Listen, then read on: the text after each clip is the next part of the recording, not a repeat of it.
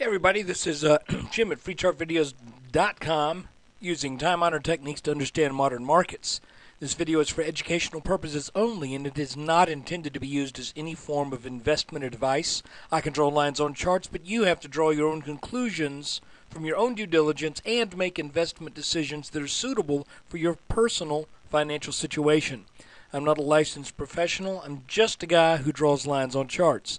So let's look at the S&P, and this is the update for Friday's close on the 29th of July, but I'm doing this video on Sunday afternoon, the 31st.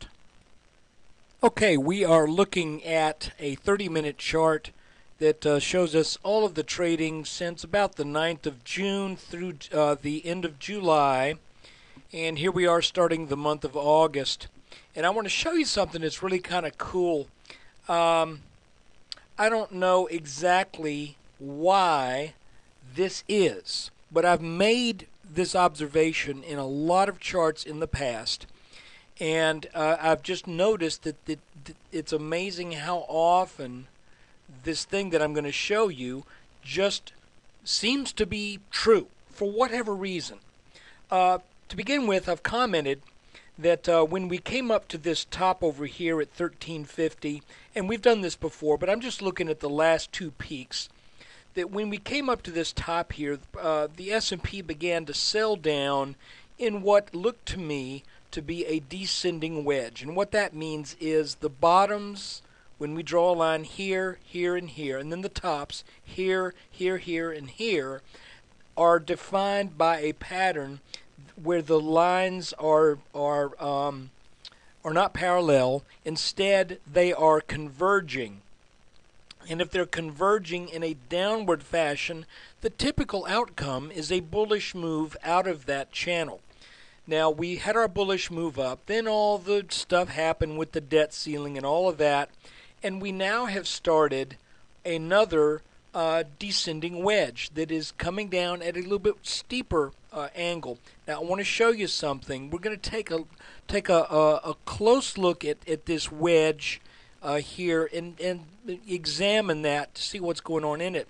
But what I want you to see right now is, and I've mentioned this in videos in the past, often the apex of the wedge, in other words, if you take this line and then you extend them, which I've done by extending these light gray lines, often the apex will meet at a technically very important level, and often that level is where there is extremely strong support. Okay? Either that or it's a level that is extremely important technically. Now, I just did that. I extended this line, and we come to this little area right here, and I did not touch any of these other lines. All I did was extend this, and look how we've come to an area where we are at the bottom of our long-term pattern that we've talked about. Additionally, if you draw the line over this, and this top, and you're willing to call this a premature breakout because it didn't last, we've got 1, 2, 3 touches here, and extend that line down, that also lands us right at that same point. So let's go back to the 30-minute chart. I've done the same thing with this pattern. Here's the, we get rid of that line, by the way. I may draw it later because it may come into play if we mount a rally here. But anyway, if we do the same thing with this line, look where it comes. It comes to almost the exact same level. Even though this pattern is pointing down at a steeper angle, look, we're getting essentially the same thing that tells us this blue line is something that is still somehow intrinsically exerting an influence on all of the patterns that we're setting up right here. I just think that's really kind of cool. And there have been times when when I've seen this happen, and later down the road you find out, well, by golly, the markets went around for a while, and when they finally did get down to that level, boom. Now, I'm not saying necessarily we have to go there, but what I am saying is that this bottom line somehow is even showing up with, what's the word I'm looking for? I think the word I'm looking for is either an artifact or a vestige or something. I'm not sure, but you can see that the convergence of these lines is almost exactly on this blue line that we have been watching for quite a while now. Now, let's go and look at a 10-minute chart, and I want to show you something that I think is very interesting. Again, here is that wedge, and I want to show you something. We started this pattern, came up, a couple touches here, ended the 28th at this level right in the middle of the pattern, and then that would have been Thursday. Then on Friday, the markets gapped down.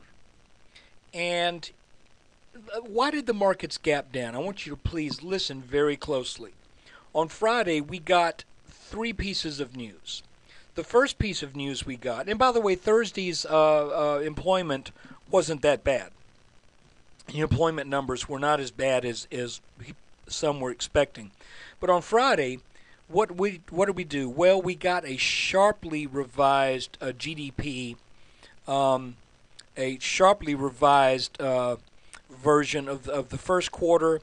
Second quarter was likewise came in very weak, and I mean the first quarter was a big revision down. Additionally, we all woke up to John Boehner's plan having failed in the House. It looked like, oh my goodness, Moody's is pretty soon going to be looking to make a new letter of the alphabet that could possibly describe how bad the U.S. debt's going to be. We got to go beyond Z. We need some other letter. I'm exaggerating, but you get the point. We're facing the debt ceiling issue. We may not be able to reach a decision. It seems like a true impasse. And what else happened on consumer confidence, the lowest levels they've been in 2 years. And so all of that opened the markets down around 12, the low 1280s, just around 1284. And what did the markets do? They clawed their way back up into this pattern. Why? Because the markets know they are supposed to be in this pattern. All of that bad news temporarily cost the markets about 8 or 9 points. And then the markets came back and said, this is really where we need to be. Now, I have started a new thing at freechartvideos.com where I've got what I call basically a quick view. And what it is I'm just putting it out in terms of hours to a day, in terms of days to weeks, and then months and years. I'm producing like a very extremely dumbed down, neutral, up, down. Okay? Or for the daily thing, it could be down then up. But basically, what I'm thinking at this point is since we closed the day right around resistance on Friday, we have to look for 2 things. If Monday opens a little lower, then I think we stay in this pattern potentially for the day. But if we get a debt ceiling resolution, at least out of the House and Senate today, if the House and the Senate agree tonight that they have something that the entire Congress can present to the President, then I think we may rally tomorrow and could easily take this upper line out. I think we've been in this pattern long enough. Additionally, the fact that the markets opened lower on Friday out of this pattern could be giving it a little bit of a kick out to the upside. So if there's good news, then I'm thinking the markets could rally tomorrow. If it's no news, then I think we likely will go down. And I'm going to revise that part of the website to take this into account, because as I say this right now, there are rumors that that there may be a debt ceiling solution around the bend. But listen, here's the deal. This is what I want to challenge you to consider. With all of that bad news on Friday, and the GDP news that came as a surprise, at least to most of us, and the consumer confidence levels, that was terrible. And then add to that the debt ceiling debacle. It's just the debacle, however you want to say it, where it seemed like nothing was getting done. Even though this is just a tiny little pattern in a larger pattern, the markets could only stay out of that pattern for about an hour before they rallied to get back to where it seems they knew, to where the markets knew this is where we need to be, right in this pattern right here. Since this is a descending wedge, and I'm still thinking this is a false breakout, because we got 1, 2, 3, 4 touches right here. And if we move this line, then we just sort of don't make as much sense out of this. I guess that's possible, but I'm keeping this line here because we got more defining points on this, and there's a couple other reasons as well, and I'll go ahead and tell you what one is. One of the things I do when I look at wedges, sometimes I'll snap a line right down the middle of it. See what I've done right here? If you snap a line right down the middle of a wedge, oftentimes you will see that there are technically important bounces, areas of resistance and support that are right on that midline.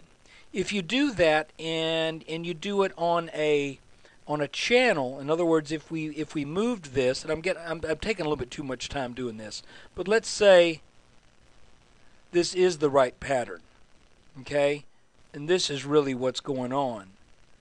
Then we say, well, now let's subdivide that. Let's chop that in two, and you still get something going on here and up here, but to me, that doesn't look quite as, what's the word I'm looking for?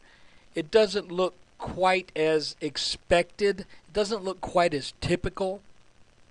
If you want to keep this on your chart, it may not be a bad idea, but at this point, I am still opting for the wedge. Some people might say, well, Jim, that's because you're a perma bull. I'm not a perma bull. It's just that I see more points of contact and I see more points of significance when I do it this way. And I've been doing this for a while. So, and then plus the fact that all of this wedge thing points to the same place that this wedge points to. And there's no question at this point that that was a wedge. And that wedge did exactly what one would expect. It maybe came a little shy here. Normally a wedge will break out and then come back and test the highs. But I knew we had this overhead resistance here. I thought we would test this, but that's when all the debt ceiling stuff kind of came to the fore and began to take the markets down a bit. And it's too bad too, because I was going to, on reaching this line right here, I was going to buy into the 3x short S&P 500 ETF, and it never got there, so I just didn't do it. And of course I wish I had now, but you know, it's like that was the plan and I was sticking to it. And so anyway, we are still in the same situation that we have been looking at for a while, and that is eventually we either break this bottom line and then head down to the mid 1100s, or we break this top line and we head up to around 1480 minimum. Now here's the good news, and I'm just going to say this one more time. We've got this orange line that is actually from the very bottom of the 3-9 market bottom, March 9, 2009. And I made mention that when we took this line out here that I was expecting a back test. I'm still not totally convinced on how important this line is, and we've gone over that in previous videos, but let's leave that line here just for now. What I want to show you is that if the markets do rally to 1480, since we've gone sideways for a good bit longer, there is a lot of room now underneath that line for that to happen. And I never thought we were going to get over this line again. In other words, this line should always be, as we extend this out for the next millennia, the market should never get over that line. It just isn't going to happen because this line is going up at such a steep pitch. Never going to happen. But it is possible that we could break out and mount another rally at let's say if we go at this same pitch that this channel did right here. Well, let's even take the bottom of it here. Okay, let's say we get a breakout and then this starts to head up. And you could see that staying above this line, it's pretty easy to see how a breakout could still mount nice upward gains while respecting this line totally. Does that mean that's what's going to happen? No, we're waiting to see what this pattern does. And so as we close the market on Friday at around 1292, let's see where we open tomorrow. I'm still for this point. I am short term. I'm still going to leave it short term bear, and I'm talking about hours into a day. Intermediate term question mark, because we don't know if this pattern breaks up or down at this point. But long term, until the psychology for a major market top is in place and there is euphoria in the market, I still think all the worrying that we've been experiencing over the past months over European debt crises, over our own debt crisis, I still think all of this is likely to be seen in retrospect as just another rung in the ladder that's leaning up against the wall of worry. So let's see. Even if this intermediate pattern right here breaks down and we hit 1140, folks, I would say buy with both fists. So whatever happens to this pattern, there's going to be a good play eventually out of it, just like there always is. So look, thanks for watching the video. I really appreciate it. So come over when you get a chance and visit freechartvideos.com. And thanks for watching this.